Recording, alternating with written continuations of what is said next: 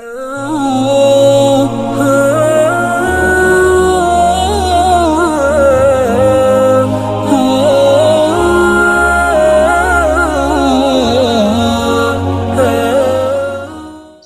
warahmatullahi wabarakatuh. Waalaikumsalam warahmatullahi wabarakatuh.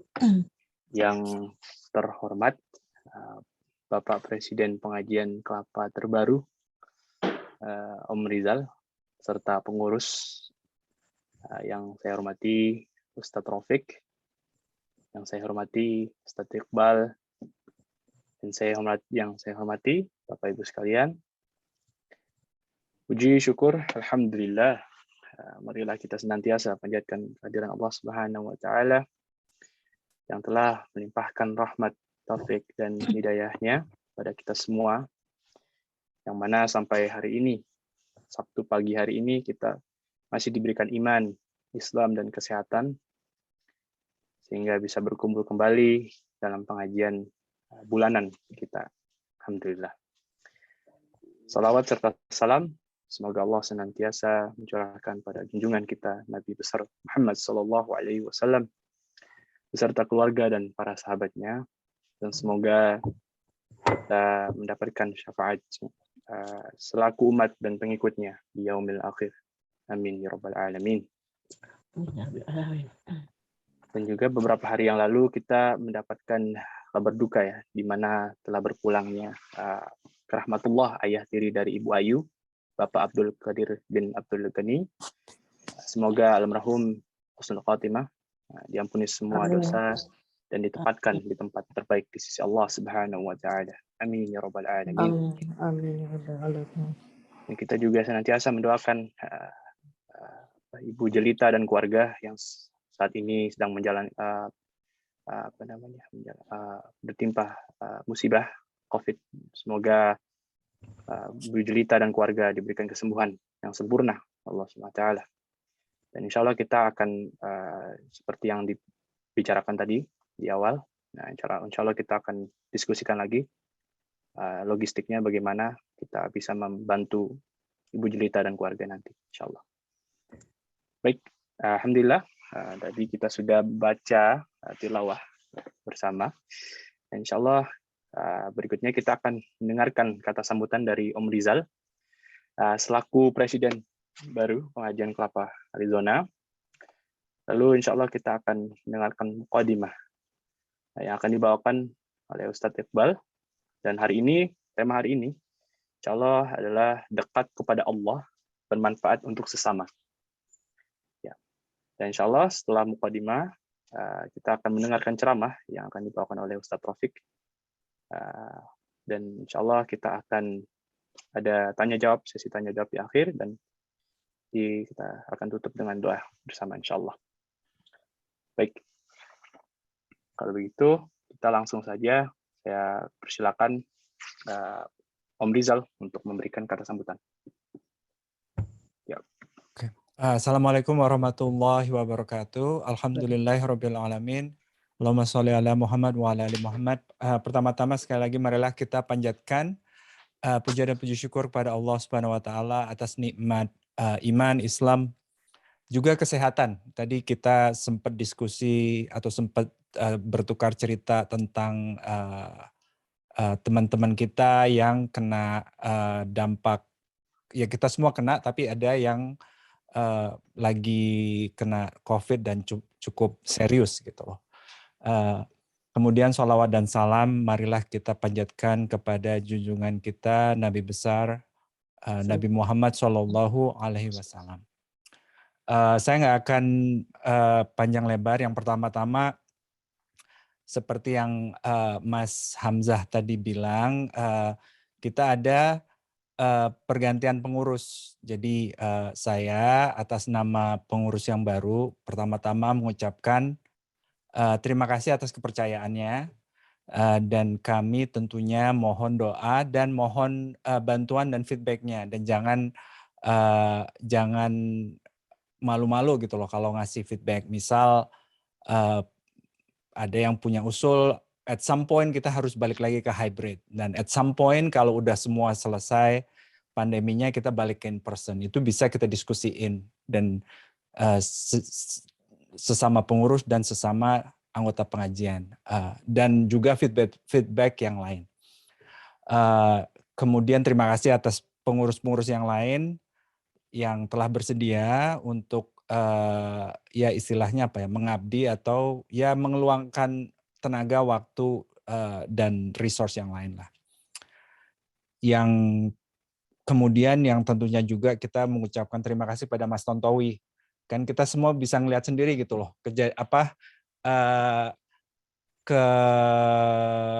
apa ya istilahnya ya, keseriusan atau apa sih, pokoknya kerjaannya tuh bagus lah.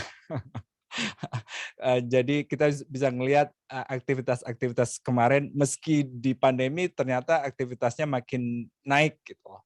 Dan itu kurang lebih itu juga atas jasa-jasa Mas Tantowi dan pengurus-pengurus sebelumnya, kami mengucapkan terima kasih, dan mudah-mudahan jasa-jasanya mendapat balasan yang berlipat-lipat dari Allah Subhanahu wa taala. Amin. Dan tanggung jawab kita semua itu kan udah mencapai sesuatu yang bagus itu susah, tapi lebih susahnya lagi itu mempertahankan aktivitas-aktivitas itu gitu loh. Jadi saya senang banget tadi ngelihat Mas Hamzah tuh udah yang memimpin doa dan yang membuka, kan biasanya Mas Rofik tuh. Dan yang namanya student ya kita doain Mas Rofik sebentar lagi ya lulus secepatnya lah, tapi itu juga happy moment buat kita semua, tapi juga bakal sedih juga gitu kan kalau Mas Rofik dan keluarga pindah. Dan saya seneng banget ngelihat Mas Iqbal sekarang jadi apa sih istilahnya, surprise guest-nya pengajian kita gitu. Jadi bakal ngasih pengajian, jadi mudah-mudahan pengajian berikutnya mulai yang lain-lain, misal Mas Rizky mulai ngisi lagi gitu, meskipun nggak penuh bisa ngisi. Jadi Mas Rizky dan yang lain, bukan cuma Mas Rizky aja. Jadi nanti kalau Mas Rofik udah lulus, apa sih istilahnya, set moment tapi juga happy occasion, kita bisa aktivitasnya nggak langsung mati gitu loh. Aktivitasnya masih bisa bertahan dan insya Allah bakal menjadi lebih bagus. Saya kira segitu saja dari saya. Mungkin kalau Hamzah ada tambahan bisa disampaikan. Terima kasih. Assalamualaikum warahmatullahi wabarakatuh. Waalaikumsalam. Waalaikumsalam warahmatullahi wabarakatuh. Masya Allah. Kalau saya izin boleh nambah sedikit saja, saya cuma ingin bilang terima kasih atas kepercayaannya Ibu Bapak sekalian. Kalau boleh jujur, pengalaman saya dibanding Bapak Ibu sekalian masih kecil banget, kecil. Jadi mohon doanya, mohon bimbingannya. Sekali lagi terima kasih. Insya Allah terima kasih juga pada Pak Tantowi yang selama ini sudah mengayomi pengajian ini selama pandemi. Ya, itu tidak mudah sama sekali. Namun mempertahankannya selama pandemi itu tidak mudah. Yes, saya terima kasih pada beliau, semua kerja beliau demi mempertahankan pengajian ini. Insya Allah dibalas oleh Allah SWT berlipat ganda. Amin. Amin. Baik, terima kasih sekali lagi Pak Om Rizal. Kita sekarang langsung saja akan mendengarkan mukadimah yang akan dibawakan oleh Ustadz Iqbal. Insyaallah, tafadhol Ustadz.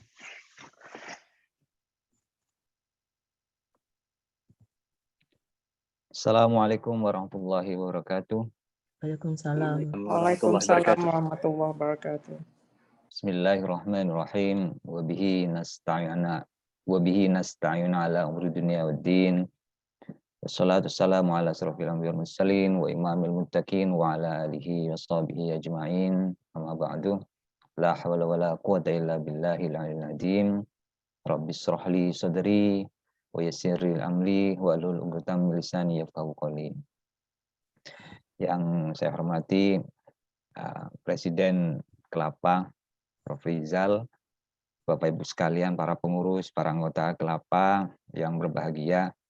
Jadi karena tadi nama saya disebut sama Prof. Rizal sebagai surprise guest, jadi saya jujur mengatakan sebenarnya saya menjadi seorang pembawa mukadimah ini dipaksa oleh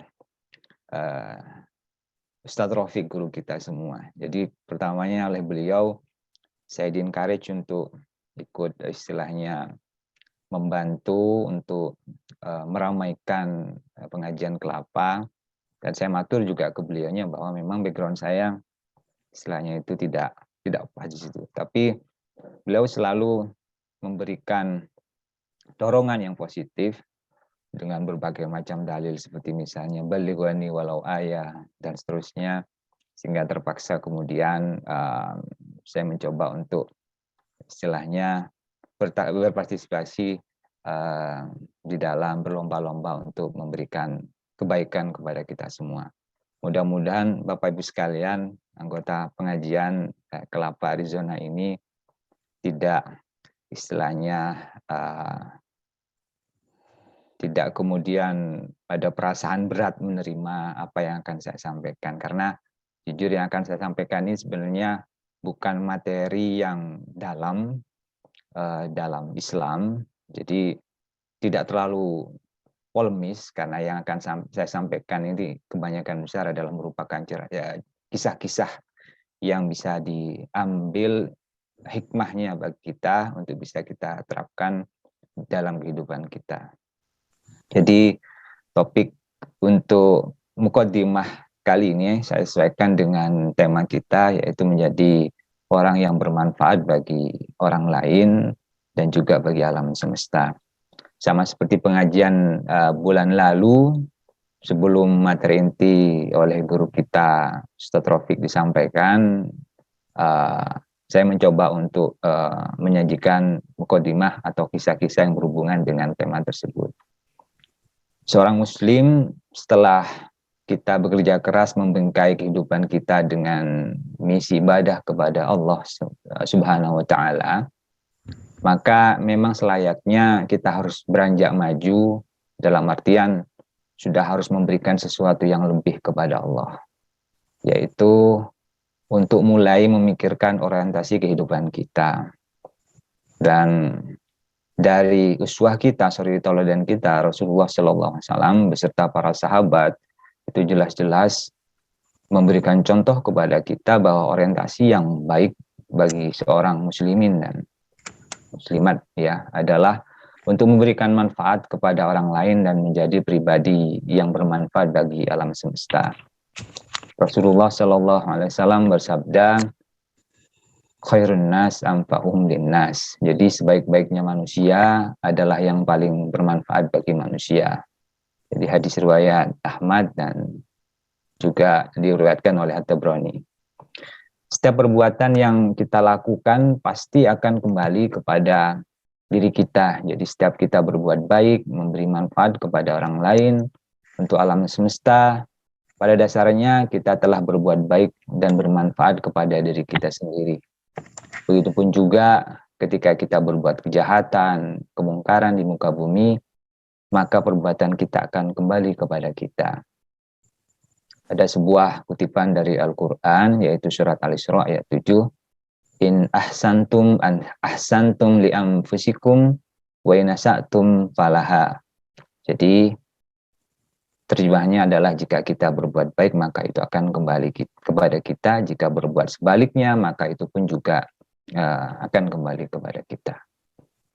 Kisah-kisah para sahabat dan orang-orang soleh di masa lalu merupakan lumbung cerita bagaimana mereka menjadi figur kemaslahatan umat manusia di masa sekarang. Figur yang akan memberi panduan kepada kita untuk berbuat baik kepada sesama dan juga kepada alam semesta. Karena apa? Karena setiap perbuatan baik yang kita lakukan di masa sekarang, Allah akan memberikan reward yang luar biasa. Bisa jadi di masa sekarang, kontan, maupun juga di masa kelak nanti akhirat. Kali ini saya akan mengambil sebuah cerita yang kembali saya kutip dari kitab Al-Mawaid Al-Usfuriyah, tulisan dari Syekh Muhammad bin Abi Bakar. Bab hadis pertama tentang keutamaan mengasihi sesama makhluk. Jadi di dalam kitab tersebut ada dua kisah sebenarnya yang akan saya sampaikan. Bagaimana Allah memberikan reward yang yang luar biasa kepada umat manusia melalui jalan yang tidak disangka-sangka. Bahkan bisa jadi mungkin jalan itu tidak pernah kita pikirkan dan tidak pernah mungkin terlintas dalam benak kita untuk melakukannya. Jadi kisah ini adalah tentang kisah Sayyidina Umar bin Khattab radhiyallahu an. Ketika suatu ketika beliau berjalan kaki di jalanan kota, dan beliau kemudian melihat seorang anak kecil di tangannya itu sedang memegang seekor burung pipit. Jadi dibuat mainannya burung itu, sehingga ya namanya juga anak-anak main burung ya, jadi burungnya itu kelihatan begitu tersiksa ya. Kemudian hal itu dilihat oleh Sayyidina Umar, kemudian beliau mendekati anak itu, kemudian mengajak anak itu berbicara, bercakap-cakap. Kemudian di ujung percakapannya terjadilah transaksi, dalam artian bahwa karena mungkin waktu itu Sayyidina Umar merasa kasihan pada burung itu, ditawarlah kepada anak itu dengan sejumlah uang. Nah, anak itu tentu saja karena burung itu yang tidak berharga bagi dia, ditawar untuk dibeli oleh Sayyidina Umar, dilepaskanlah burung itu kepada Sayyidina Umar.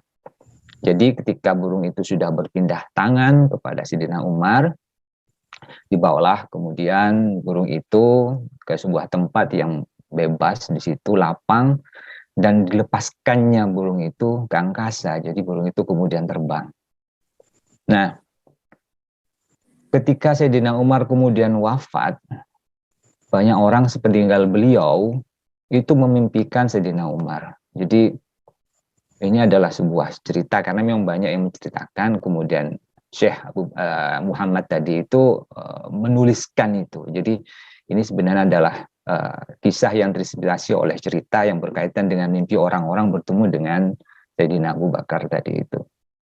Dalam mimpi orang-orang itu ketemu dengan Sayyidina Abu Bakar, Sayyidina Umar bin Khattab, kemudian menanyakan kepada beliau, "Wahai Umar, apa yang Allah lakukan kepadamu di dalam kubur?" Kata orang-orang yang bermimpi itu. Kemudian Sayyidina Umar mengatakan, "Allah telah mengampuniku dan memaafkanku," katanya. Ya. Orang-orang sebenarnya tidak merasa heran terkait dengan ini, karena memang Sayyidina Umar ini memang benar-benar terkenal sebagai orang yang baik, adil, sangat menjunjung tinggi persamaan derajat antara yang kaya, yang kuat, ya, yang miskin, yang lemah, semuanya itu dianggap sama rata di hadapan Allah Subhanahu wa taala. Kemudian beliau menjawab, "Allah telah mengampuniku dan memaafkanku." Sekali lagi beliau menjawab itu. Kemudian mereka kemudian bertanya, "Dengan amal apa Allah itu kemudian mengampunimu ya Umar?" Maksudnya itu, amalan apa yang kamu lakukan sehingga Allah itu begitu saja mengampunimu, padahal meskipun engkau baik tapi pasti punya banyak dosa. Apakah dengan kedermawananmu ataukah dengan keadilan dan kezuhutanmu, katanya. Jadi Umar itu memang dianggap sebagai orang yang adil, kemudian zuhud juga, karena memang beliau itu bukan orang yang menumpuk harta, setiap punya harta pasti akan disedekahkan. Bahkan ketika beliau menjadi seorang khalifah pun, hartanya semuanya disedekahkan kepada kemaslahatan umat Islam waktu itu. Sayyidina Umar kemudian mengatakan, "La, tidak. Jadi kezuhutanku, kemudian juga kedermawananku, keadilanku itu ternyata di mata Allah itu bukan itu yang membuat aku menjadi diampuni, dalam artian ya dilepas dari dosa-dosa." Kemudian Sayyidina Umar dalam mimpinya itu bercerita, "Ketika kalian telah meletakkanku di dalam kuburan, kemudian menutupiku dengan tanah dan meninggalkanku sendirian, datanglah dua malaikat kubur yang menakutkan. Jadi akalku kemudian melayang, tulang-tulangku bergemetar keras karena saking takutnya diriku terhadap mereka berdua." Nah, ketika kemudian mereka mulai menanyai Sayyidina Umar di dalam kubur itu, terdengar suara tanpa wujud. "Hai kalian berdua," katanya. Kata suara tanpa wujud. "Pergi. Jauh. tinggalkan hambaku itu, jangan kau menakut-nakutinya, karena aku telah mengasihinya dan memaafkannya. Karena hambaku ini telah mengasihani burung pipit saat masih hidup di dunia. Oleh karena itu, aku mengasihinya di akhirat ini. Jadi, dari sini kita bisa mengatakan bahwa rahmat Allah itu tidak selalu muncul dari sesuatu yang besar, tetapi dari hal yang kecil seperti yang dikerjakan oleh Sayyidina Umar tadi. Membebaskan burung, melepaskannya terbang di angkasa, dan itu sudah membuat Allah merasa happy. Jadi membuat Allah merasa senang, sehingga akhirnya rahmat Allah diberikan seluas-luasnya kepada Sayyidina Umar. Nah, dari kisah ini kita dapat menyimpulkan bahwa amalan kebaikan kita yang didasari rasa kasih sayang kepada sesama, meskipun itu bukan kepada manusia, kepada burung, kepada makhluk yang lain di alam semesta ini, insya Allah akan menyelamatkan kita kelak selama niat kita baik di situ. Nah, tidak hanya amalan saja ya, bahkan dalam kitab ini juga disebutkan seorang yang hanya memiliki niatan baik di hatinya untuk melakukan perbuatan baik, itu juga oleh Allah akan diberikan amalan yang luar biasa di akhirat kelak. Dikisahkan, ada kisah selanjutnya bahwa suatu ketika hiduplah seorang ahli ibadah, anggap saja namanya Abid gitu ya, Abid, yang hidup di masa Bani Israel. Abid ini telah melewati, suatu ketika Abid ini berjalan kemudian melewati tumpukan pasir. Pada saat itu Bani Israel sedang dilanda kelaparan yang parah.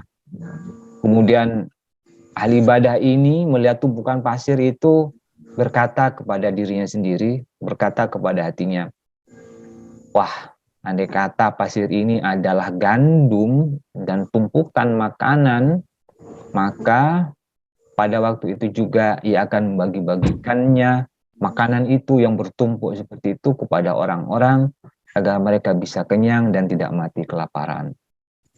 Kemudian pada waktu itu diturunkanlah seorang nabi.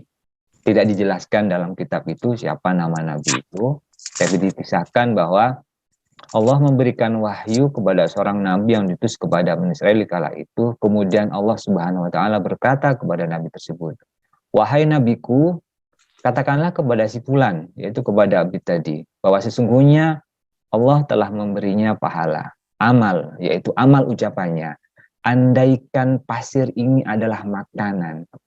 Jadi kata andaikan tadi yang diniatkan karena perasaan kasih sayang kepada sesama, itu ternyata meskipun itu hanya niat, tapi itu sudah dianggap sebagai sebuah amalan yang baik.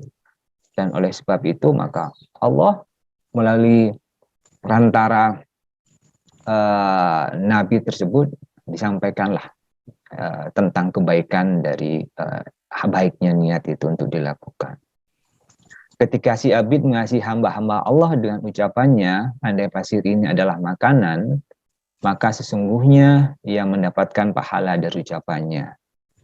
Seperti pahala andai kata ia mengamalkannya.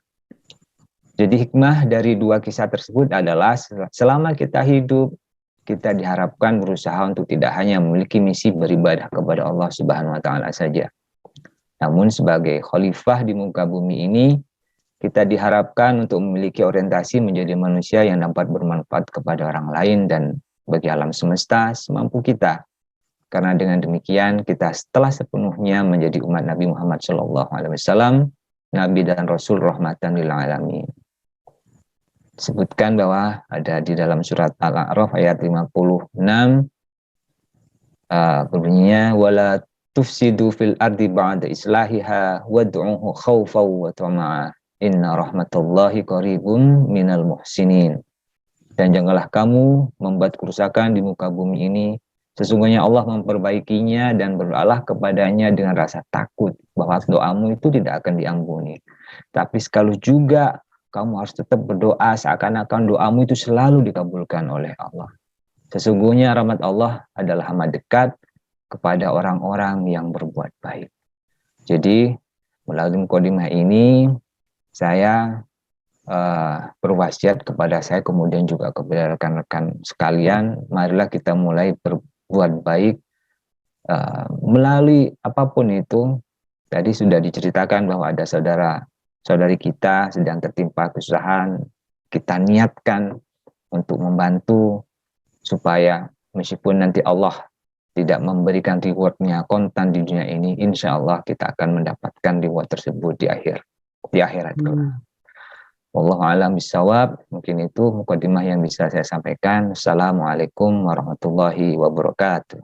Waalaikumsalam Waalaikumsalam warahmatullahi wabarakatuh. Jazakallahu khair Ustaz Iqbal. Insyaallah banyak meskipun singkat tapi benar-benar padat ya mukadimahnya. Banyak sekali yang bisa kita raih. Kita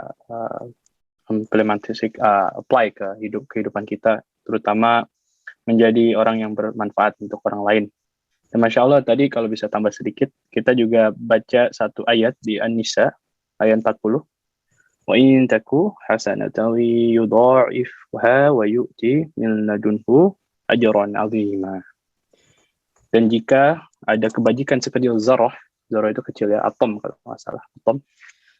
Seperti atom, kecil atom. Ini niscaya Allah akan melipat gandakan dan memberikan pahala yang besar dari sisinya. Subhanallah. So, meskipun kecil, kelihatan kecil di dunia, insya Allah akan memberikan lebih besar pahala buat kita semua di akhirat nanti. Amin. Baik, jazakallahu khair. Terima kasih sekali lagi, Ustaz Iqbal. Insya Allah kita sekarang akan mendengarkan materi inti dari Ustaz Rafiq, guru kita semua, yang bertema hari ini, tema hari ini adalah dekat kepada Allah, bermanfaat untuk semua bersama. Baik, kalau begitu saya persilakan Ustaz Rafiq untuk memberikan materi. Tafadhol Ustaz. Baik, terima kasih Hamzah. Assalamualaikum warahmatullahi wabarakatuh. Waalaikumsalam warahmatullahi wabarakatuh. Alhamdulillahi rabbil alamin. Allahumma lakal hamdu hatta tardo, walakal hamdu ba'da ridho, walakal hamdu idza radit. Allahumma lakal hamdu hamdan katsiran tayyiban mubarakan fi. Allahumma shalli wa sallim ala sayyidina wa nabiyina Muhammad wa ala alihi wa ashabihi wa man sara ala nahjihi ila yaumiddin, amma ba'du. Yang sama-sama kita hormati Pak Presiden Pengajian yang baru Prof Rizal beserta Wakil Brother Hamzah beserta seluruh pengurus pengajian yang lain, ibu-ibu, bapak, semuanya, anggota keluarga pengajian Arizona yang sudah hadir pada pagi hari ini. Alhamdulillah kita semua bersyukur, kita semua diberi kesehatan, diberi kesempatan untuk ketemu lagi. Kita itu terakhir ketemu benar-benar sebulan yang lalu. Jadi setelah sebulan nggak ketemu tuh rasanya kangennya terobati gitu ya. Alhamdulillah ya di antara kita masih ada yang diuji dengan sakit. Insya Allah kita doa bersama, mudah-mudahan yang sakit disehatkan, yang sehat dijaga kesehatannya. Amin ya robbal alamin. Saya hari itu ngerasa spesial, ngerasa berbeda dari pengajian-pengajian yang lainnya karena kita tuh lebih kelihatan bahwa pengajian kita itu kerekatan muncul gitu dan semua orang get involved. Jadi Mas Iqbal alhamdulillah sudah menyampaikan materi itu, namanya bukan mukaddimah lagi sebenarnya. Nanti kalau kita nyebutnya jangan mukaddimah, kita nyebutnya core of the core itu. Jadi nanti yang akan saya sampaikan itu sebenarnya hanya catatan kaki atau pelengkap dari yang disampaikan oleh Mas Iqbal gitu. Dan Hamzah juga sudah menambahkan satu kutipan dari surat Al-Zalzalah. Tadi sudah disampaikan juga oleh Prof Rizal. Insya Allah next pengajian kalau berkenan nanti Mas Rizky memberikan kultum singkat, bisa di akhir misalnya. Dan sebenarnya bukan hanya Mas Rizky, ketua pengajian juga harus itu. Ya betul Mas Rizky ya.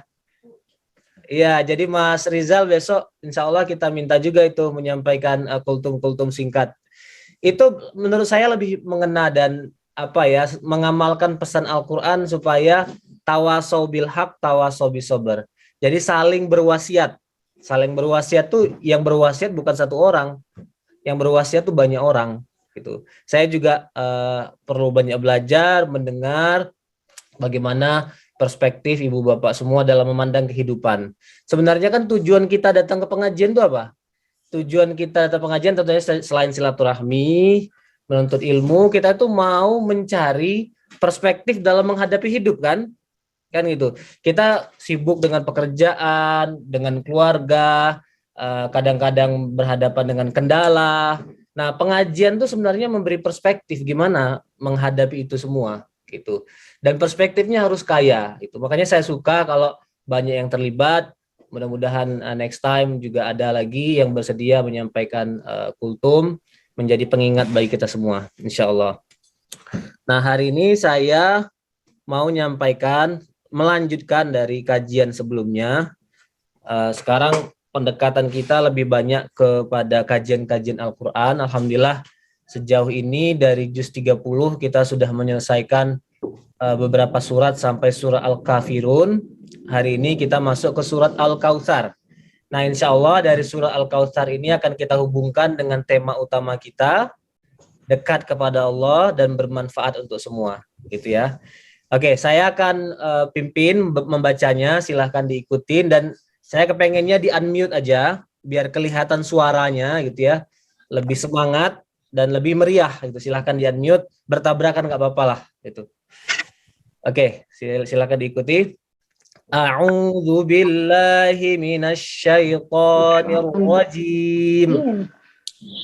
A'udzu billahi minasyaitonir rajim.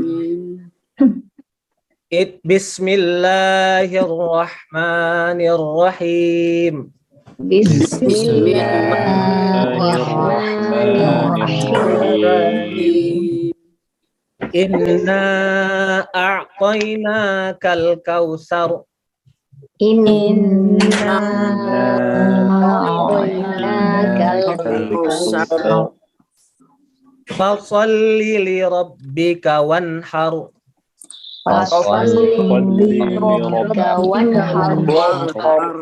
Inna syani'aka huwal abtar.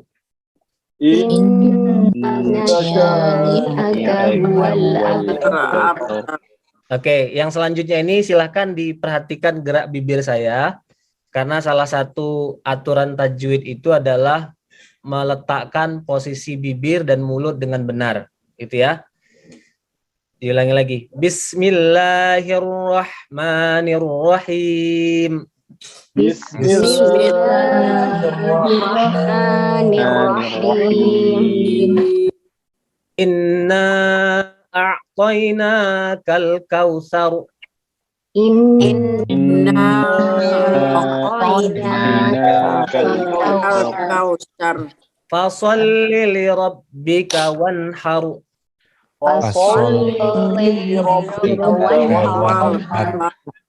Inna syani'aka huwal abtar.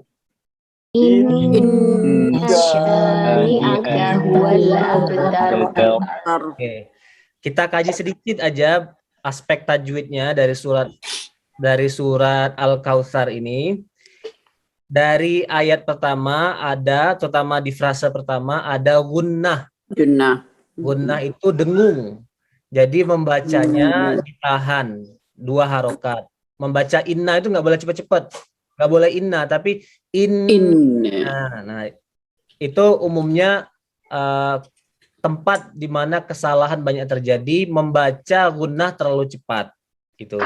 Dan menempel dengan na itu panjang, harokatnya minimal 4. Inna itu namanya mat apa? Alif panjang bertemu hamzah itu namanya mat apa? Toboi ya. Bukan. Mat wajib mutasil. Mad jaiz. Oh, mad jaiz. Mad jaiz munfasil. Jaiz munfasil. Oke, nah di ujung ayat Al-Kautsar itu meletakkan mulut agak tertutup kautsar. Jadi huruf ro itu adalah huruf yang tebal, tafkhim. Nah, ada perbedaan cara melafazkan huruf ro yang tebal dengan ro yang tipis. Kalau ro tipis kayak gini nih, ri. Misalnya bilang ridho, Rio. Ridho. mulut dilebarkan ri dan jelas ri. Ri. Kalau ro yang tebal, dia pengucapannya lebih mirip orang Amerika bilang R.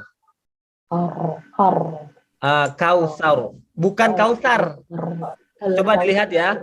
Oke. Ini pengucapan yang salah. Kausar. Kausar. Kausar. Kenapa salah? Karena ro-nya terlalu lebar. Jadi yang benar adalah kausar. Dan semua ayat dalam surat Al-Kautsar ini ditutup dengan ro dan semua ro-nya tebal. Jadi wanharu, abtaru. Ya. Oke, singkat aja. Ada 3 pelajaran tadi. 1 gunnah, ditahan 2 harokat. Kemudian mad jaiz munfasil 4 harokat. Dan terakhir ditutup dengan pelajaran mengenai huruf ro tebal. Ada kolkolah juga kan? Di kolkolah ada, di abtar. abtar. Ya. Baik ibu-ibu Bapak yang dimuliakan Allah, surat Al-Kautsar ini surat favorit, ya enggak? Iya. Pendek. Singkat. Surat favorit. Jadi kalau kita sholat, jangan-jangan setiap rakaat ada Al-Kautsarnya ini. Enak sama Huwallahu Ahad. Nah, Cuma 2 menit waktunya, Mas. Jadi Asri. dua surat paling pendek dalam Al-Quran itu, 1 surat Al-Ikhlas, Qul Huwallahu Ahad. Yang kedua surat Al-Kautsar, Inna a'toina. Itu aku sering Ustaz Robin. Kenapa, Mbak? Aku sering baca surat Inna a'tainaka Kautsar sama Qul Huwallah. Ya, alhamdulillah. Sering. Ya, bukan hanya Mbak Darwasi lah, kita semua. Kita harus ngakui lah, kita ini kadang-kadang malas baca yang panjang-panjang ya. Jadi pilih yang pendek. Tapi ternyata ada hikmahnya. Ada divine wisdom gitu. Surat Al-Ikhlas, Qul Huwallahu Ahad, itu exclusively about Allah. Jadi surat Al-Ikhlas itu semuanya dari ayat pertama sampai ayat akhir menjelaskan tentang Allah. Surat Al-Kautsar exclusively about the Prophet Muhammad SAW. Jadi semuanya tentang Nabi Muhammad SAW. Jadi artinya bahkan ketika kita malas pun kita membaca ayat tentang Allah, membaca ayat tentang Nabi Muhammad. Nah, hanya sayangnya, unfortunately, kebanyakan kita ini nggak tahu artinya. Itu. Betul. Kebanyakan kita nggak paham maknanya dan nggak merenungi maknanya. Kalau kita bisa tahu semua yang kita baca dari Al-Quran, minimal baca terjemahannya, syukur bisa baca tafsirnya, dengar tafsirnya, itu jauh lebih baik daripada membaca Al-Quran tapi kita tidak tahu artinya. Gitu. Jadi kalau bisa kita tuh menyisihkan waktu, syukur bisa sehari sekali, syukur berapa hari sekali, ada penambahan wawasan ilmu kita tentang Al-Quran. Gitu. Jadi pelan-pelan kita mengikis buta huruf terhadap Al-Quran. Kita semua insya Allah alhamdulillah sudah terbebas dari tidak bisa baca Al-Quran. Illiterate itu insya Allah sudah terbebas semua. Tapi kita perlu naik sedikit levelnya. Bukan hanya bisa baca Arabnya, tapi juga memahami kandungan dan maknanya. Nah, kita mulai dari surat-surat pendek dulu. Makanya saya lebih suka sekarang kita mengkaji juz 30, ayat-ayat pendek, karena ini ayat-ayat yang terulang dan banyak kita baca dalam sholat. Gitu. Nah, surat Al-Kautsar ini, ibu-ibu bapak yang dimuliakan Allah, turun pada salah satu momen tersedih dalam kehidupan Nabi Muhammad SAW. Jadi kita bacanya seneng ini, bacanya seneng surat Al-Kautsar. Nah, surat Al-Kautsar ini juga ketika turun itu menyenangkan Nabi Muhammad SAW karena saat itu Nabi Muhammad sedang tertimpa musibah. Musibah. Apa musibah yang menimpa Nabi Muhammad? Anak Nabi Muhammad baru meninggal. Baru saja. Meninggal dunia. Oke. Sebelum saya Fatimah ya? jelaskan Fatimah. sebelum saya jelaskan siapa nama anaknya, saya mau tanya dulu. In total berapa jumlah anak Nabi Muhammad? 7. In total. Ada? 7, betul. Ada 7. 100 untuk Bu Warsih. Ada 7.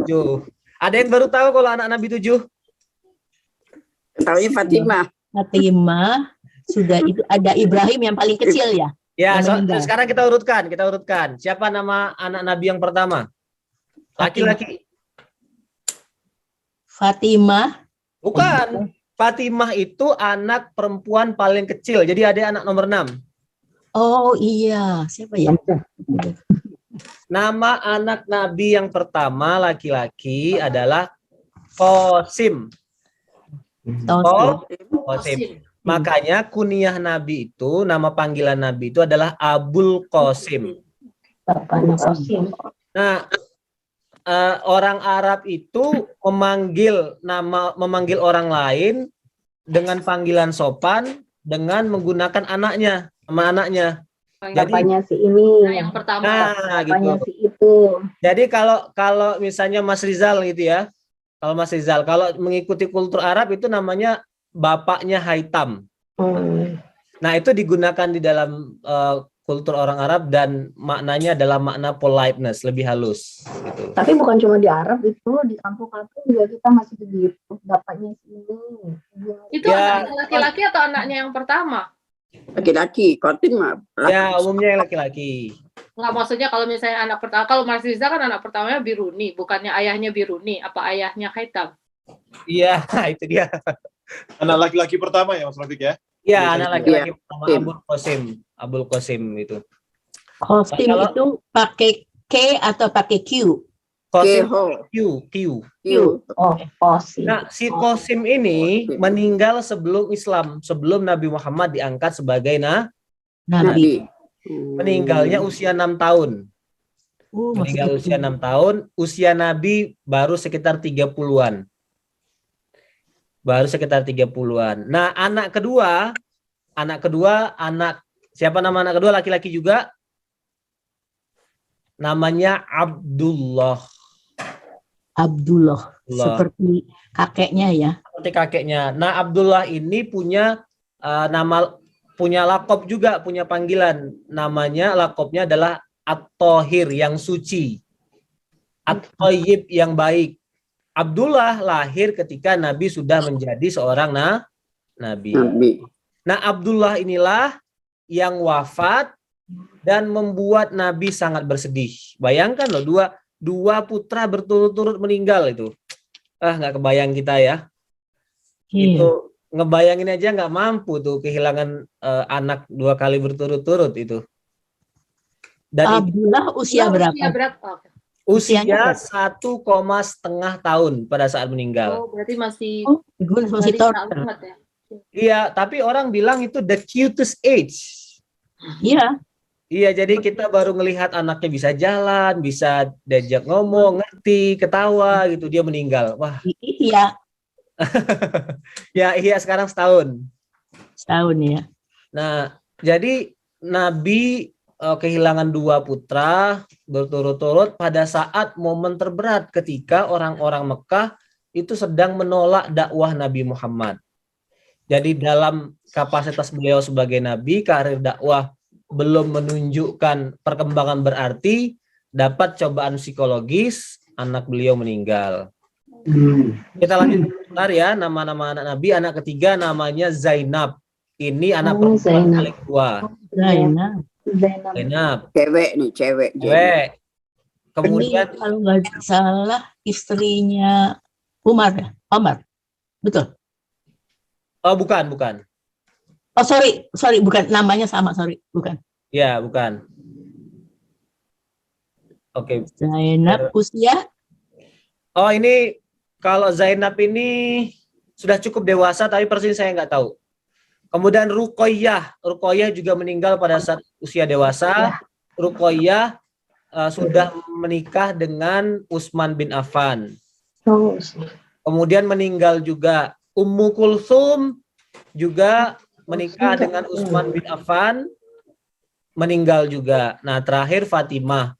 Jadi pada saat Nabi wafat itu, satu-satunya anak beliau yang masih hidup hanya Fatimah. Tapi Fatimah nggak beberapa lama setelah wafat, Nabi wafat, 6 bulan kemudian Fatimah juga ikut wafat. Nah, selain dari Khadijah, 6 orang tadi itu semuanya dari Khadijah. Nabi punya satu anak dari perempuan lain. Namanya siapa nama anaknya? Ibrahim. Ibrahim. Maria Kiptiyah. Betul. Ibrahim ini anak dari perempuan dari aslinya Mesir, orang Kipti, orang Koptik. Namanya makanya Kiptiyah. Juga meninggal pada saat usia muda.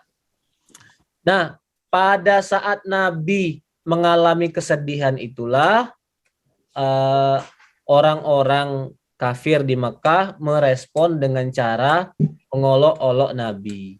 Apa kata mereka? Kata mereka, Bataro Muhammadun. Bataro Muhammadun. Apa arti Bataro? Bataro itu, coba di ayat terakhir ya, ada al-abtar. Itu berasal dari kata yang sama. Bataro artinya discontinue, terputus, cut off. Kenapa Nabi Muhammad dibilang terputus? Karena semua anak laki-laki Nabi Muhammad semua sudah meninggal. Dan dalam gaya orang Makkah pada saat itu, nobility itu kehormatan itu dari anak laki-laki. Jadi kalau anak laki-laki nggak ada, dianggap nggak punya masa depan. Membawa nama sih ya, laki-laki. Ya. Nah itu perspektif kebudayaan yang keliru.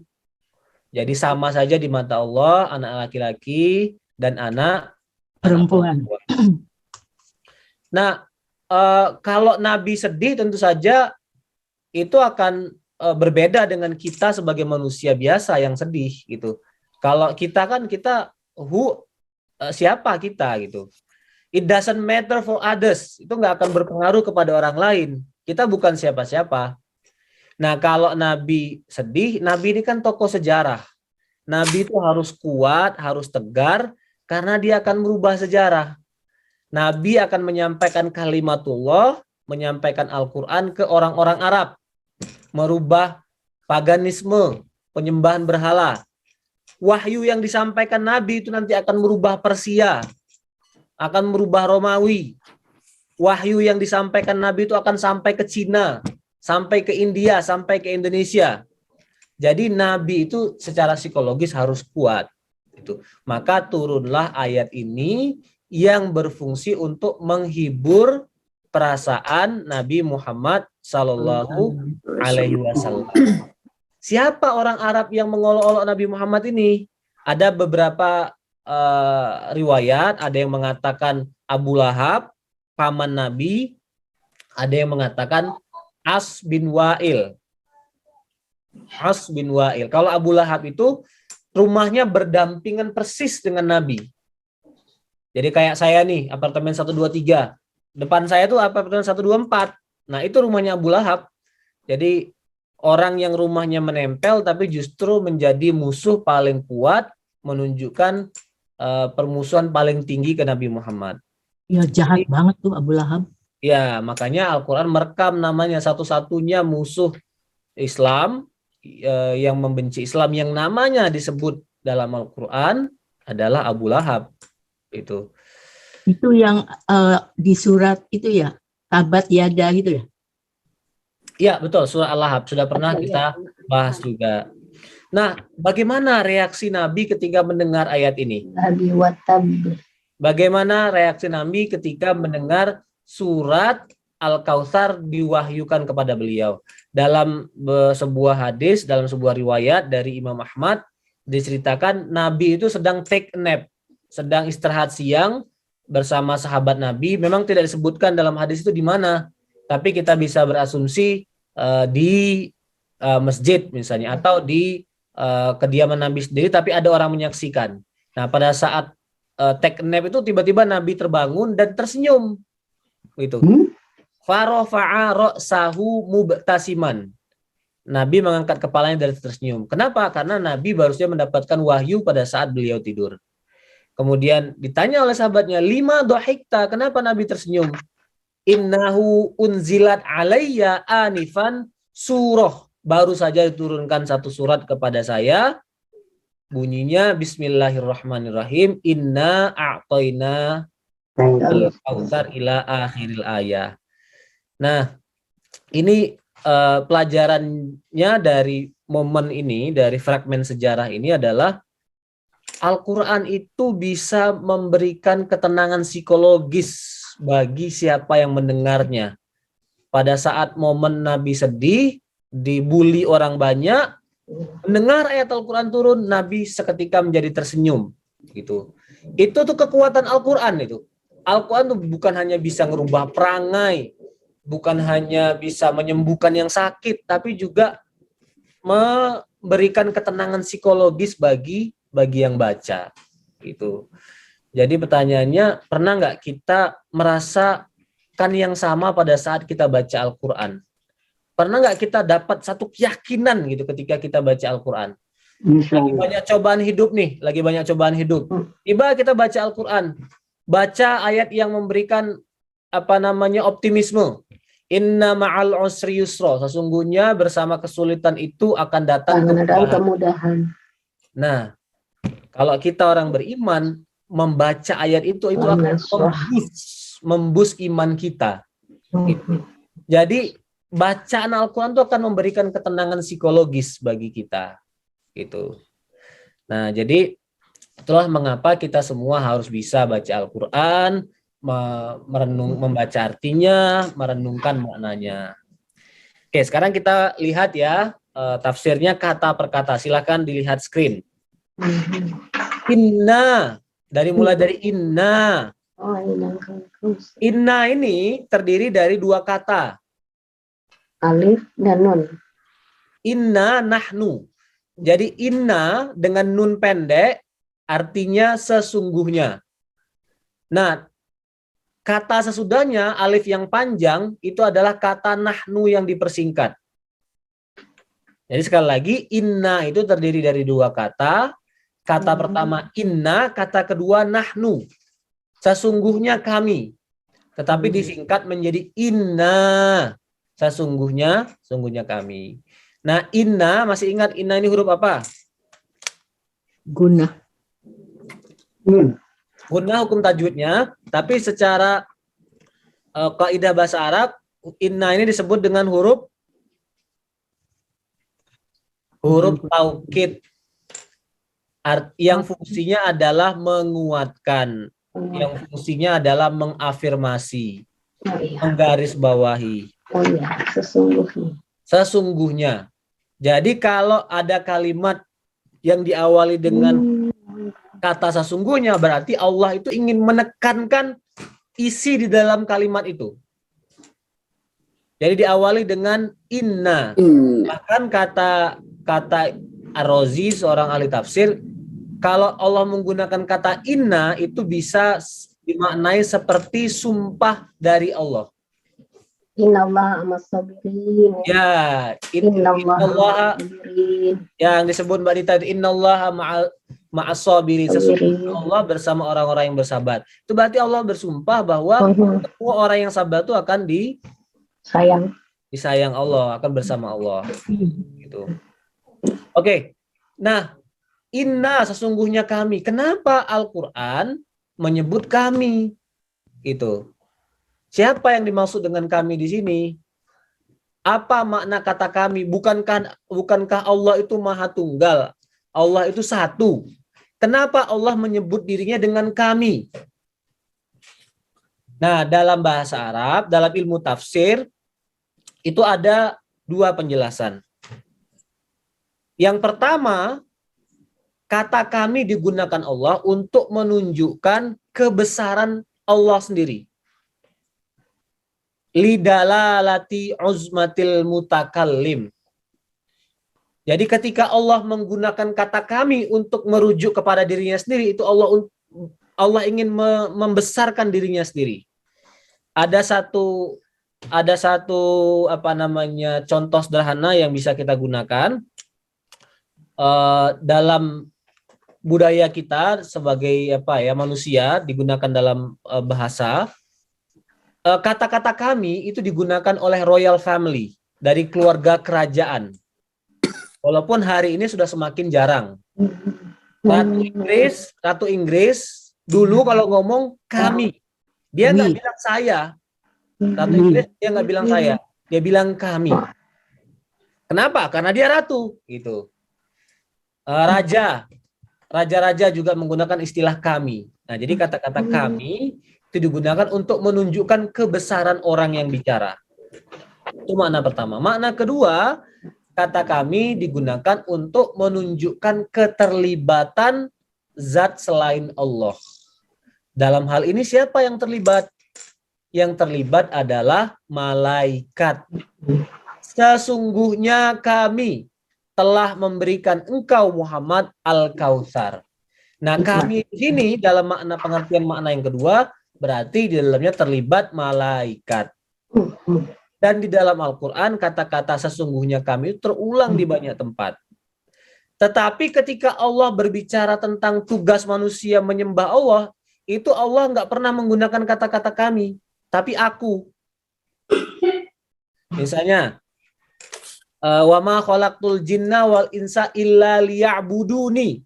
Tidaklah aku ciptakan jin dan manusia kecuali hanya untuk beribadah kepadaku. Allah nggak pernah menggunakan kata kami beribadah kepada kami. Karena yang disembah hanya Allah, malaikat tidak disembah. Oke, kata selanjutnya a'toina. A'toina. A'to yu'ti artinya memberi sesuatu. Artinya give. Artinya give. Nah, setelah musibah, ibu-ibu bapak yang muliakan Allah, setelah musibah menimpa Nabi Muhammad, kehilangan anaknya, Al-Quran tidak menyebut kami telah mengambil anakmu wahai Muhammad. Tapi sebaliknya justru mengatakan kami telah memberimu wahai Muhammad. Jadi ini tentang mengambil atau tentang memberi? Gitu. Menghadiahkan. Nah, jadi pada momen musibah sebenarnya Al-Quran mengajak kita berpikir bukan apa yang kita nggak ada, apa yang hilang dari kita, tapi berpikir apa yang kita punya. Berpikir tentang nikmat Allah yang Allah berikan kepada kita. Coba tadi saya perhatikan nggak bunyi pesannya Mbak Jelita itu. Beliau itu kan sedang sakit luar biasa ya, sakit parah itu. Tergolong serius itu. Tapi kalimat akhirnya, alhamdulillah anak saya sudah baik, alhamdulillah anak saya sudah sehat, alhamdulillah saya masih punya rumah, alhamdulillah saya masih bisa makan. Itu kalimat orang beriman tuh kayak gitu. Jadi melihat apa yang ada, bukan melihat apa yang tidak ada. Bahkan ketika kita ditimpa musibah pun selain bersabar, kita juga bersyukur. Hei Muhammad, kamu kehilangan anak, kehilangan Abdullah, tapi kamu diberi nikmat Allah yang lebih banyak. Itu. Oke, yang lain yang bisa menjadi perhatian kita adalah kalimatnya menggunakan kata kerja lampau. Kata kerja lampau dalam bahasa Arab disebut dengan fi'il madhi. Disebut dengan fi'il madhi. Ini menunjukkan bahwa pemberian Allah itu sudah diberi dari dulu. Jadi Nabi Muhammad itu sudah diberikan nikmat yang banyak sejak lampau, sejak dulu. Bukan terjadi secara tiba-tiba, bukan sekarang setelah anaknya meninggal. Jadi sudah terjadi di masa yang lalu.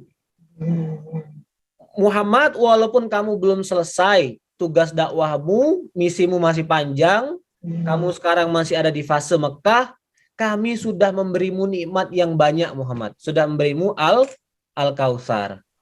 Ini juga menunjukkan bahwa nikmat Allah itu diberikan kepada kita bukan karena kita taat, bukan karena kita melakukan sesuatu, tetapi karena bentuk kecintaan Allah, bentuk rahmat Allah kepada kita. Kita besok masuk surga itu bukan karena kita sholat, bukan karena kita puasa, tapi karena kebesaran Allah. Makanya dalam bahasa Arab ato itu ya, memberi, tetapi pemberian yang menunjukkan generosity, kedermawanan si pemberi. Gitu. Jadi kita masuk surga itu bukan karena sholat kita, bukan karena puasa kita, tapi karena Allah Maha Pemurah. Gitu. Coba sholat kita kan cuma berapa puluh tahun selama kita hidup. Itu pun kadang-kadang sholatnya nggak khusyuk, kadang-kadang bolong-bolong, kadang-kadang nggak ingat. Tapi Allah masukkan ke surga. Kalau Allah ingin memberikan sesuatu yang setimpal, Allah akan berikan yang lain. Tapi surga itu sesuatu yang tidak ada harganya. Priceless, mahal sekali harganya. Nah, itu menunjukkan bahwa semua pemberian Allah kepada kita itu bukan karena kita, tapi karena Allah itu maha ato, maha memberi. Ada salah satu Asmaul Husna Asy-Syakur. Allah itu maha berterima kasih, maha bersyukur sekalipun ibadah yang dilakukan oleh manusia itu minimalis. Gitu. Jadi sekali lagi ini menunjukkan the generosity of the giver. Itu kata a'toina. Nah, selanjutnya al-kautsar. Al-kautsar tadi sudah saya sebutkan, artinya nikmat yang banyak. Wahai Muhammad, kami beri nikmat yang banyak. Kata-kata al-kautsar itu berasal dari al-katsir. Al-katsir. Katsir sama artinya banyak. Tapi kata kautsar itu berbeda dari sekedar al-katsir. Kalau katsir itu sekedar banyak. Tapi al-kautsar dia sangat banyak. Dia menggunakan, maaf ini istilah teknis dalam bahasa Arab, wazan fau'al. Fau'al. Itu bentuk superlatif, bentuk mubalaghah, melebihkan, dan jarang sekali digunakan. Jadi kalau kita mau memberikan sesuatu banyak, kita cukup memberikan kata al-katsir. Tetapi al-kautsar itu kosakata frase yang jarang digunakan. Karena dia sangat banyak. Dan yang bisa memberikannya hanya Allah. Gitu. Jadi Nabi Muhammad itu diberi bukan hanya nikmat yang banyak, tapi nikmat yang sangat banyak. Gitu. Super banyak. Nah, bagaimana tafsirnya? Apa maksud dari kata nikmat yang sangat banyak itu? Para ulama memberikan penjelasan. Ada beragam penjelasan. Nikmat yang banyak itu bisa berbentuk janji kemenangan di akhir. Wahai Muhammad, walaupun kamu sekarang menderita, dipersekusi, kamu sudah kami pastikan akan menang, Nabi Muhammad. Jadi walaupun surat Al-Kautsar ini turun di awal periode Makkah, tapi Nabi Muhammad sudah diberikan jaminan akan menang. Artinya setiap tindakan makar, kebencian, permusuhan, rencana pembunuhan terhadap Nabi Muhammad, semuanya akan digagalkan oleh Allah dan Nabi Muhammad pasti akan menang. Itu makna pertama dari Al-Kautsar. Makna kedua adalah an-nubuwah, kenabian. Jadi kami Muhammad memilih engkau sebagai nabi akhir zaman, nabi paling mulia, itu adalah nikmat yang sangat banyak untuk engkau Muhammad. Yang kedua, yang ketiga, pengikut yang banyak. Di antara semua nabi-nabi yang diutus Allah ke muka bumi dalam sejarah manusia, nabi yang pengikutnya paling banyak adalah Nabi Muhammad. Dan Nabi sendiri bilang, inni mukatsirum bikum yaumal qiyamah. Saya suka sekali kalau besok saat dikumpulkan di padang mahsyar melihat jumlah umatku itu banyak. Itu. Makanya bagi yang menikah, berkeluarga, jangan takut punya anak banyak. Anak itu semuanya insya Allah ditanggung rezekinya oleh Allah. Jangan khawatir. Gitu. Jangan khawatir. Dan itu adalah sunnah Nabi Muhammad SAW, punya anak banyak. Itu yang ketiga. Yang keempat, nikmat banyak itu maknanya bisa Al-Quran itu sendiri. Wahai Muhammad, kami beri engkau Al-Quran. Al-Quran itu kalamullah, ciptaan makhluk Allah yang paling indah. Mukjizat yang tiada taranya di muka bumi ini. Itu Al-Quran. Dan itu nikmat yang besar untuk Nabi Muhammad. Yang selanjutnya, yang kelima, makna dari Al-Kautsar adalah posisi yang terhormat di dunia dan di akhirat. Nabi itu di dunia disebut sebagai Sayyidul Anbiya, pemimpin para nabi. Dapat posisi nabi aja itu udah kedudukan yang sangat tinggi, itu terpilih gitu. Nah, Nabi Muhammad itu adalah yang terpilih dari yang terpilih gitu.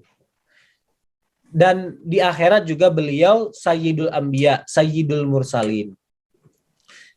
Nabi Muhammad memiliki posisi terhormat. Salawat dibacakan terus oleh umatnya kepada Nabi Muhammad tanpa henti. Tanpa henti. Nabi Muhammad dipuji terus dalam setiap salawat. Ketika azan dikumandangkan, nama Nabi Muhammad disebut terus. Padahal azan itu tidak pernah berhenti satu detik pun.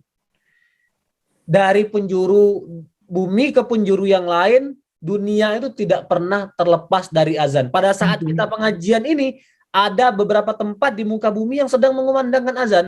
Betul. Setelah dia mengumandangkan azan, geser lagi tempat yang lain juga akan mengumandangkan azan. Dan mereka semuanya tidak henti-hentinya menyebut nama Nabi Muhammad. Nah, jadi itu Muhammad nikmat yang besar untuk engkau. Wa rafa'na laka dzikrok. Wahai Muhammad, telah kami angkat posisimu di dunia dan di akhirat. Dan terakhir, makna dari Al-Kautsar di sini artinya adalah apa? Ada yang tahu? Nama sungai bukan? Nama sungai atau nama Padang Mahsyar. Telaga nama sungai atau nama telaga di mana? Padang Mahsyar. Oh, ini momennya setelah Padang Mahsyar, Mbak Dita. Jadi setelah ini sesudah. Sesudah. Jadi Al-Kautsar itu adalah nama sungai, nama telaga di dalam surga. Oh, di dalam surga. Nah, seluruh umat manusia di surga akan meminumnya. Ingin berlomba-lomba ke telaga. Insya Allah. Insya Allah. Mudah-mudahan kita semua masuk surga. Amin. Insya Allah. Kata Nabi Muhammad, air sungai dari Al-Kautsar ini lebih putih daripada susu. Betul. Lebih manis daripada madu. Gelasnya, bejana-bejananya lebih banyak daripada bintang-bintang di langit. Dan tidak akan pernah merasa haus ya. Tidak akan pernah merasa haus setelah meminum. Barang siapa yang meminumnya maka tidak akan haus selama-lamanya. Selama-lamanya. Tuh. Jadi insyaallah mengombe air ini Kautsar insyaallah. Amin. Amin. Nah, itu kehormatan besar, nikmat Allah yang besar kepada Nabi Muhammad. Seluruh umat manusia, walaupun dia umat dari nabi yang lain, mereka semuanya akan minum telaga Al-Kautsar yang dimiliki eksklusif oleh Nabi Muhammad. Kita lanjutkan ya selanjutnya. Silahkan dilihat screen lagi. Fasholli li rabbika wanhar. Fasholli ini dua kata nih. Fa dan sholli. Fa, apa artinya fa? Maka. Fungsi dari kata maka di sini adalah untuk menunjukkan konsekuensi. Karena engkau telah kami beri nikmat yang sangat besar Muhammad, therefore, oleh karena itu, sholatlah dan wanhar, lakukanlah kurban. Jadi sholat dan kurban itu kita lakukan sebagai ekspresi kesyukuran kita karena Allah telah memberi kita nikmat yang banyak. Wahai Muhammad, sholatlah li rabbika, hanya untuk Allah semata, untuk Rabbmu. Jangan seperti orang Makkah. Orang Makkah itu juga sholat dengan cara mereka sendiri, sembahyang, tapi tidak kepada Allah, kepada berhala. Makanya ayat ini perlu menegaskan li rabbika, sholatlah kepada Tuhanmu. Li itu, kata-kata li bisa maknanya juga dengan niat ikhlas karena Allah. Jadi sholatlah karena Allah, bukan karena riya. Itu. Dan sholat itu, ibu-ibu, bapak yang dimuliakan Allah, itu puncak dari ibadah manusia kepada Allah. The pinnacle of our submission, the pinnacle of our ibadah kepada Allah Subhanahu wa taala. Di dalam sholat itu tergabung berbagai macam ibadah. Dalam sholat itu ada zikir. Dalam sholat itu ada doa. Dalam sholat itu ada bacaan Quran. Dalam sholat itu ada ruku, ada sujud. Di dalam sholat dan sebelum sholat ada wudhu. Everything is combined in sholat. Jadi makanya diletakkan dalam ayat ini karena sholat itu sekali lagi adalah puncak pengabdian manusia kepada Allah.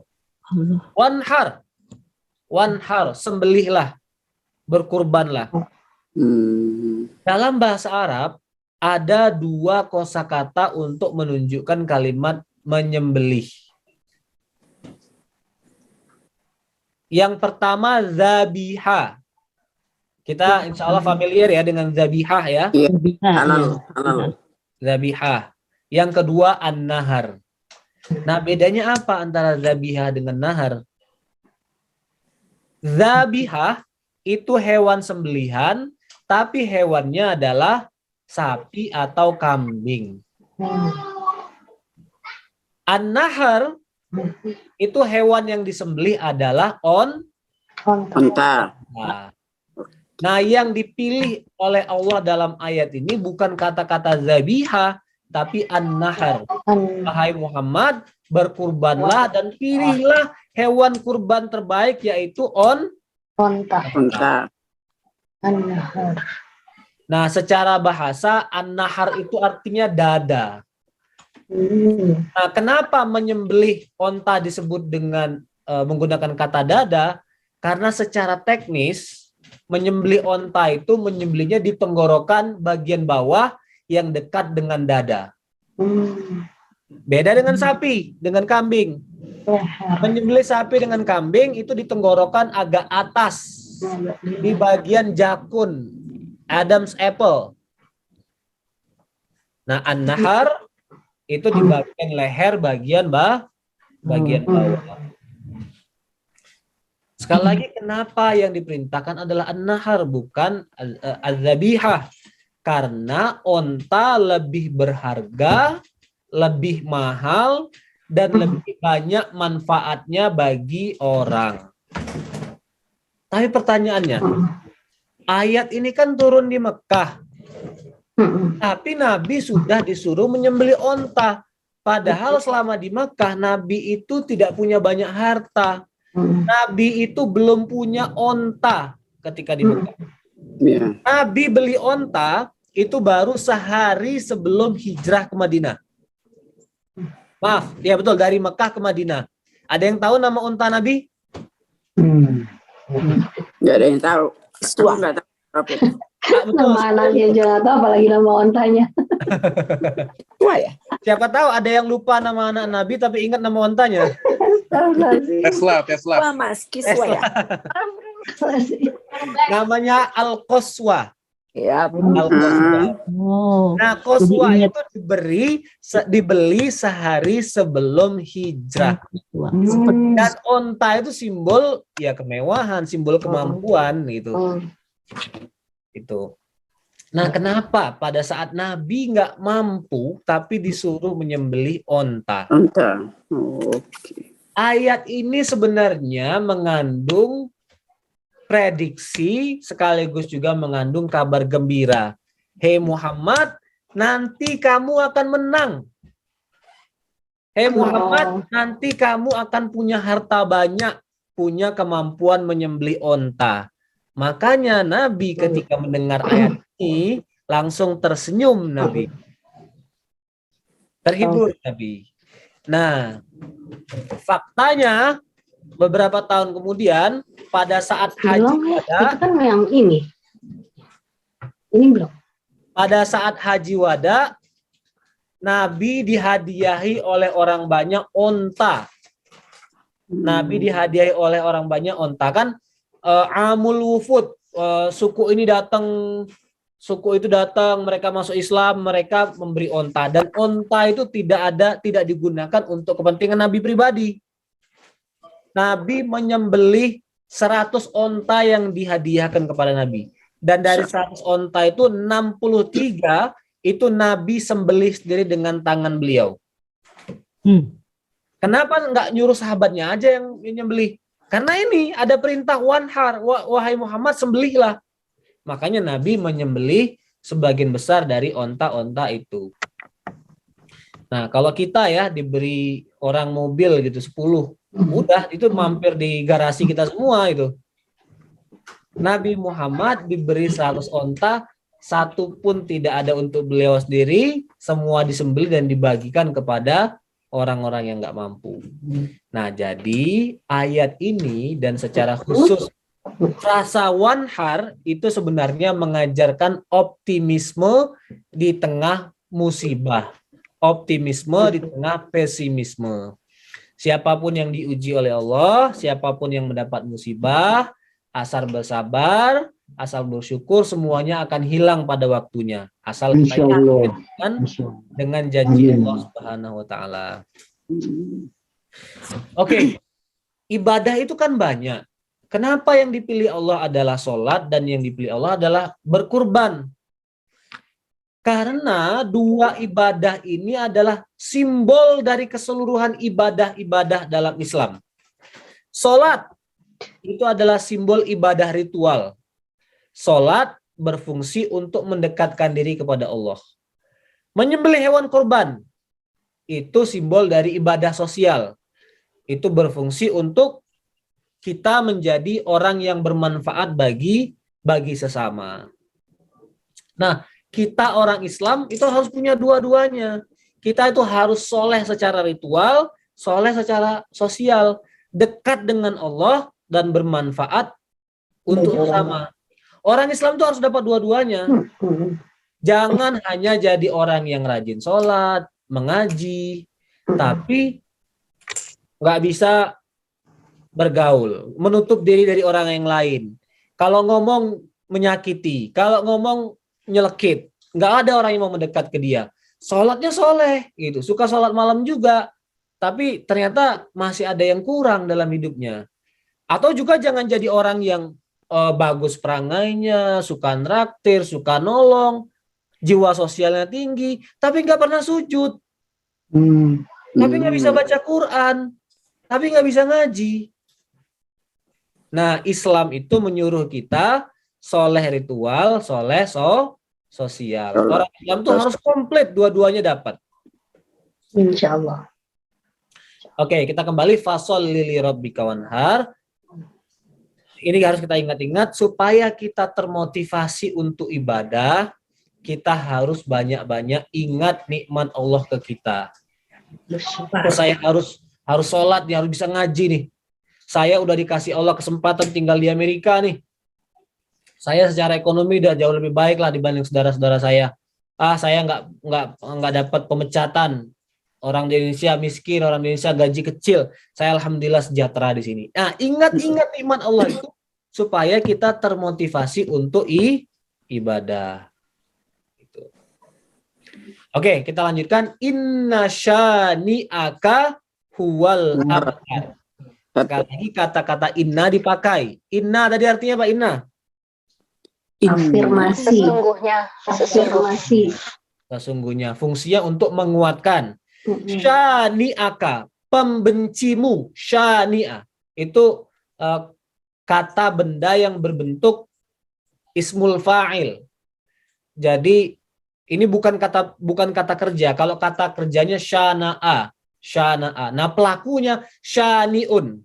Sesungguhnya pembencimu wahai Muhammad. Nah, dalam bahasa Arab itu kata-kata pembenci itu ada bermacam-macam, beragam. Ada bughdun. ada syani'un. Syana'a baghido yabghudu atau syana'a yashna'u. Nah, setiap kata itu unik, punya kandungan makna, punya konotasi sendiri. Syani'a itu membenci, tapi membenci tanpa alasan. Jadi orang yang membenci Nabi Muhammad itu sebenarnya mereka nggak punya alasan. Karena nggak ada alasan untuk membenci Nabi Muhammad. Nabi Muhammad itu akhlaknya baik. Selalu menolong orang lain, selalu tersenyum. Nggak pernah menyakiti orang lain. Membawa risalah ilahiyah, menyelamatkan manusia. Kok ada orang membenci Nabi Muhammad? Nah, yang membenci Nabi Muhammad ini namanya syani'un. Membenci tapi nggak punya alasan. Orang yang benci Nabi Muhammad, itu berarti dia punya penyakit mental. Karena dia membenci sesuatu yang indah, sesuatu yang terpuji, sesuatu yang baik. Itu. Nah, kata Al-Quran, inna syani'aka, your haters Muhammad, pembenci-pembencimu itu, huwal abtar, dialah yang abtar. Tadi abtar tadi apa? Bataro ya bataru? Abtar. Tadi saya bilang di kalimat tadi, Bataro Muhammadun. Bataro tadi artinya apa? Terputus. Terputus. Terputus. Wal abtar, dialah yang paling terputus. Dialah yang paling terputus. Nah, dia di sini either mengacu kepada Al-As bin Wa'il atau ke Abu Lahab tadi. Secara bahasa, kata-kata huwa di situ tidak diperlukan karena bisa aja dibilang inna syani'aka al-abtar. Inna syani'aka al-abtar sudah cukup. Tapi oleh Allah ditambahkan, disisipkan kata-kata huwa. Sesungguhnya pembencimu dia yang lebih terputus. Kenapa diperlukan kata-kata huwa? Nah, karena dia lebih spesifik ditunjuk oleh Allah. Dia itu yang lebih terputus. Dialah yang lebih terputus. Nah, baik Al-As bin Wa'il, Abu Lahab, dialah orang-orang yang benar-benar terputus. Abu Lahab itu kan meninggal karena penyakit kulit, dimakamkan seadanya, orang juga nggak mau mengangkat jenazah dia ditarik paksa gitu, tidak terhormat meninggalnya. Bangkrut, dan setelah dia meninggal nggak ada yang ingat nama Al-As bin Wa'il atau Abu Lahab. Kalau orang ingat Abu Lahab, yang diingat apanya? Yang burukannya. Dan ini berkebalikan dengan Nabi Muhammad SAW yang namanya selalu disebut, namanya selalu dipuji. Oke, Bapak-bapak, Ibu-ibu yang dimuliakan Allah, itulah tafsir renungan dari surat Al-Kautsar. Surat yang pendek tapi kaya makna, kaya kandungan. Insya Allah setelah hari ini kita paham makna surat Al-Kautsar. Jadi kalau kita baca, oh yang kita baca itu adalah itu kandungannya. Nah, kata Nabi Muhammad, surat ini lebih dicintai oleh Nabi dari dunia dan isinya. Lebih dicintai oleh Nabi dari dunia dan isinya. Jadi nggak ada salahnya kalau kita sering membaca surat ini, tapi ketika kita bacalah dengan penuh penghayatan, ngerti maknanya, ngerti maksudnya. Dan satu lagi ini advice dari saya untuk saya sendiri dan semuanya, usahakan kita tiap hari rajin baca Quran. Usahakan pengetahuan kita tentang Al-Quran itu meningkat terus. Insya Allah. Pemahaman kita terhadap Al-Quran meningkat terus. Kita nggak harus jadi sederajat ulama, nggak perlu jadi alim. Tapi minimal jangan jadi orang yang jahil, jangan jadi orang yang buta huruf. Gitu. Jadi biasakan konsisten membaca Quran plus maknanya, baca tafsirnya, dengar tafsirnya. Insya Allah itu akan bermanfaat bagi kita dunia dan akhirat. Baik Ibu-ibu, Bapak, terima kasih atas perhatiannya. Saya akhiri. Assalamualaikum warahmatullahi wabarakatuh. Waalaikumsalam warahmatullahi wabarakatuh. Jazakallahu khair Ustaz Rafiq atas materinya hari ini. Alhamdulillah banyak sekali ya poin-poin penting dan terutama poin di mana kita harus juga soleh ritual dan soleh sosial, insyaallah. Optimisme dalam pesimisme. Ya, good to the creator, but also good to the creation as well. Masya Allah. Yep. Insya Allah. Baik, insya Allah. Baik, kalau begitu langsung saja saya buka sesi tanya jawab. Insya Allah bagi ibu bapak ada pertanyaan bisa langsung unmute dan juga bisa ditaruh di kolom chat. Insya Allah. Oke, saya pertanyaan. Ya, silakan Ibu Darwasi. Ya. Oke, Assalamualaikum Ustaz Rafid. Ini mengenai korban ini. Kalau di Indonesia di sini kan nggak ada onta mengenai korban, yang adanya ya sapi sama kambing. Nah, itu kan nggak apa-apa juga Ustaz Rafid kan? Nggak apa-apa, nggak apa-apa.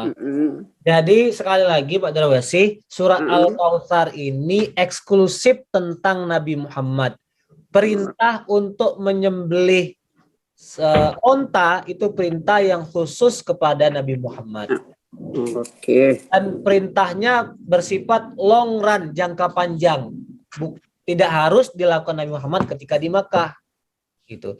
Nah, bagi kita kalau mau berkorban bisa dengan sapi, bisa dengan kambing, tapi tidak dengan ayam loh, tidak dengan bebek. Itu bukan. Nah, kalau itu syukuran nggak apa-apa, makan-makan nggak apa. Tapi kalau kurban di momen Idul Adha itu hewannya sudah ditentukan oleh Allah. Domba, kambing, sapi, kerbau, atau onta. Oke. Tapi kalau sapi kan 7 orang Ustaz Rafid. Ya, teknisnya gitu. Iya. Bapak suruh keluarga. Ya. Mau sendirian boleh juga kok, Mbak. Boleh satu. Nah, ini dompet duafa boleh. Lebih Dompet duafa. Insyaallah. Oke. Terima kasih Ustaz Rafid. Ya, sama-sama. Hari ini temanya singkat tapi bagus mengenai inna a'tainaka kautsar. Insyaallah. Oke, makasih. Assalamualaikum. Assalamualaikum. Alhamdulillah senang saya kalau Mbak Darwasi tanya tuh jadi hidup suasananya. Emang selama ini mati enggak kan? Ya, yang lain nggak rajin kayak Mbak Darwasi nanyanya. Ya, alhamdulillah, insyaallah. Alhamdulillah. Ustaz Rafid di sini insyaallah nggak kembali ke Indonesia. Insyaallah. Bertambah lagi insyaallah, aku doain Ustaz Rafid insyaallah. Ya doakan yang terbaik ya. Amin insyaallah. Tinggal nunggu ibu adik yang ramai. Nah, Ibu baru adik masuk Bu Ade. Nggak tahu nih Bu Ade kok sepi. Ya, Bu Ade. Silakan Bu Ade kalau mau tanya Bu Ade, biasanya ada pertanyaan. Makanya. Baru connecting.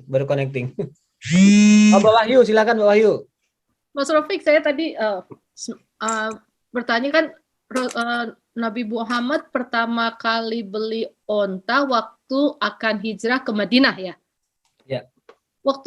Bukannya waktu melamar Khadijah itu saya lupa dengan onta juga bukan? Ya, dalam kapasitas beliau sebagai nabi, onta yang beliau beli pertama kali saat akan hijrah.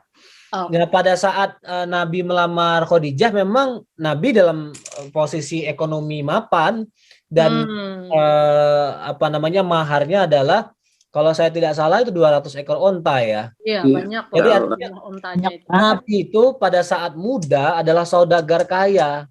Iya, iya. Saudagar kaya. Nah, jadi tapi setelah diangkat menjadi rasul ya fokus beliau adalah berdakwah.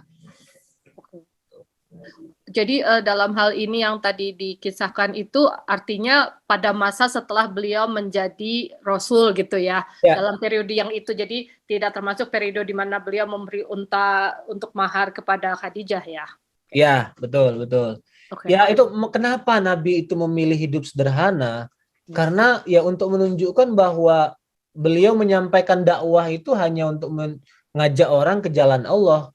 Kalau Nabi menunjukkan gaya hidup mewah, nanti akan memberikan kesan yang buruk kepada orang-orang Mekah. Oh, ini ngajak orang supaya orang kaya, supaya dia jadi kaya, memperkaya diri sendiri, gitu.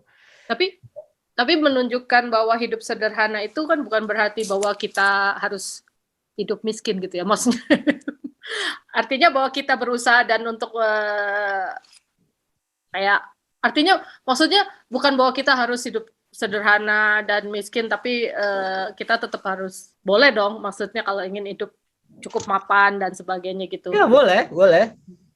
Nabi itu kan memilih itu setelah beliau ditunjuk menjadi nabi. Tapi kita ya boleh memilih jalan kita sendiri menjadi orang mapan, dan Al-Quran itu kan nggak pernah melarang kita jadi orang kaya. Makin kaya kan ininya makin banyak ya Mas ya. Ya, potensi untuk masuk surga. Untuk potensi membantu sosialnya lebih banyak, lebih besar. Ya.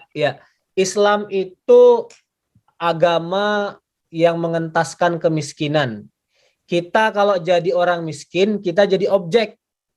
Nasib kita dipikirkan orang lain. Kalau kita jadi orang kaya, kita mikirkan orang lain. Kita jadi subjek, kita jadi pelaku. Makanya kita nggak boleh jadi orang miskin. Gitu. Oke, begitu ya. Silakan kalau ada yang lain. Makasih. Ya, sama-sama. Mas Rafiq, Assalamualaikum. Salam. Oke, sebelum dilanjutkan ke Teh Lia, ini berhubung yang hadir banyak, 29 orang. Nanti kita sempatkan foto bareng ya. Jadi sekarang aja, Mas Rafiq, sekarang aja sebelum azan. Ya, setelah pertanyaan dari Teh Lia, setelah jawaban, ya sekarang biar pada siap-siap dulu yang mau pakai jilbab. Ya, silakan Teh Lia. Ini misalnya kalau menolong sesama gitu, yang terfokuskan itu sesama muslim atau non muslim juga boleh misalnya. Kan kita dalam ruang lingkup non muslim ya.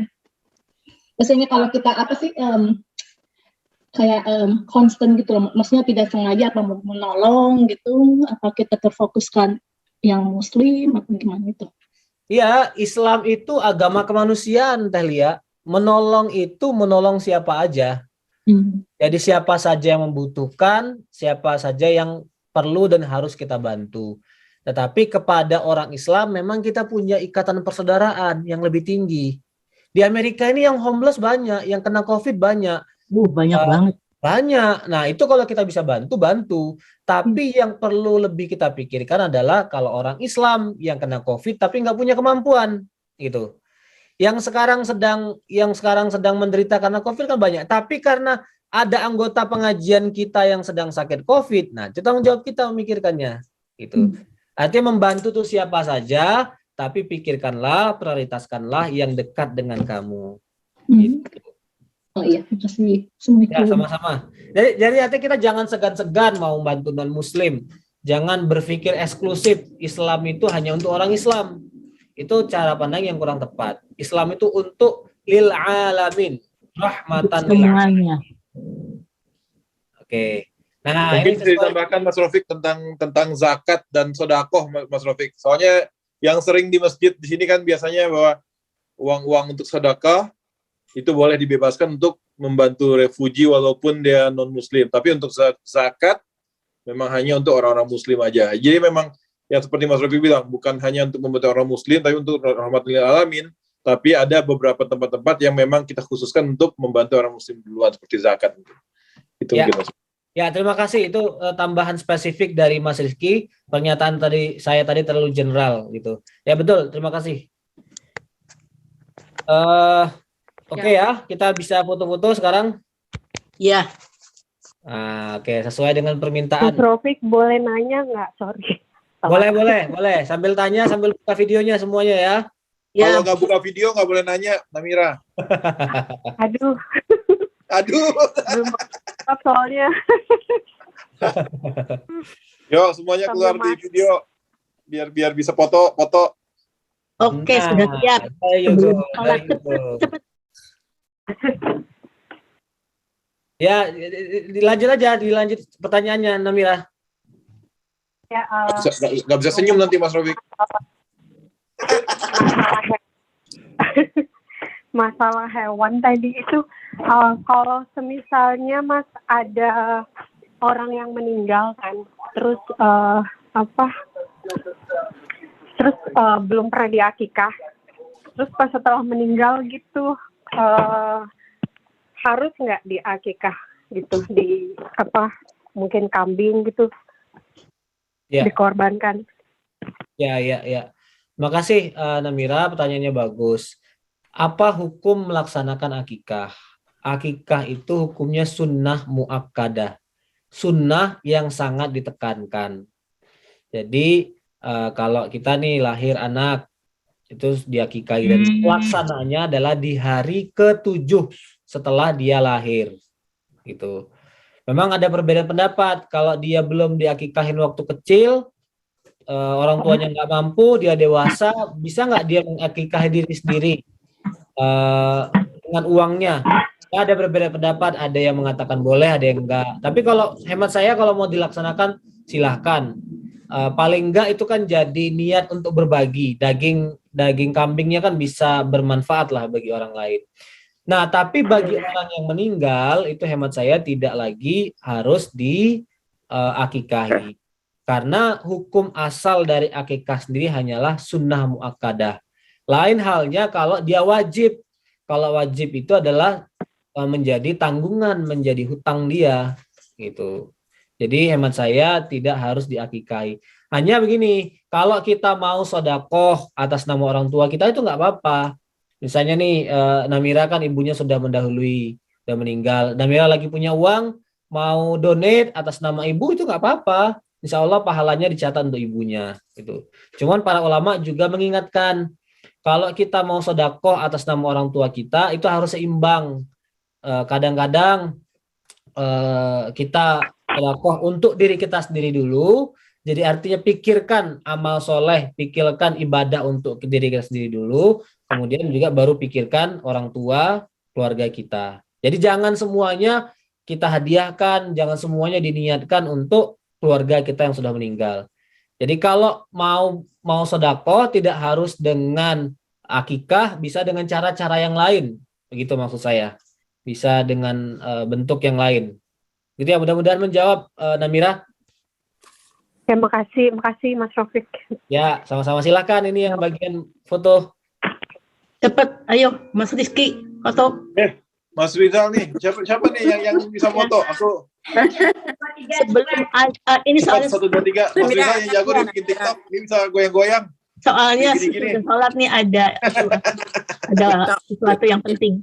TikTok. So come on, let's go. Uni mana Uni? Uni sama Lia nih belum keluar nih, sama iPhone. Nah. Ada. Tuh Mbak Sekar juga keluar tuh. Tinggal Bu Ade baru datang nih, Bu Ade nih. Alhamdulillah. Bu Ade belum tanya, yang bikin rame Bu Ade loh. Suaranya Bu Ade. Baru datang, aduh. Kumon dari Kumon datang baru dari jam 9:30 baru sampai rumah. Tadi di mobil kelihatan terengah-engah Bu Ade. Nah, tadi di mobil udah denger juga tapi Mas Rizal pakai kode Mas Rizal 1, 2, 3 biar pada tahu lagi mau foto. Udah dari tadi. Nah, kan itu kan suka curi-curi. 1, 2, 3, ayo. Oke, 1, 2, 3. Ya.